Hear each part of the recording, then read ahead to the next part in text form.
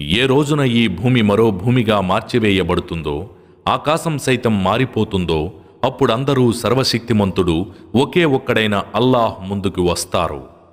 ఆ రోజు అపరాధులంతా ఒకచోట సంకెళ్లతో బంధించబడి ఉండటం నువ్వు చూస్తావు.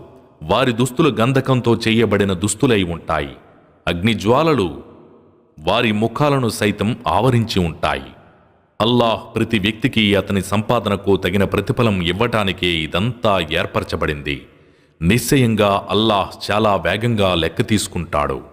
ఈ ఖురాన్ సమస్త మానవుల కొరకు ఒక సందేశం. తద్వారా వారిని హెచ్చరించటానికి, అల్లాహ్ ఒక్కడే ఆరాధ్య దైవమని వారు గ్రహించటానికి, ఇంకా విజ్ఞులు గ్రహించగలగటానికి ఇది పంపబడింది.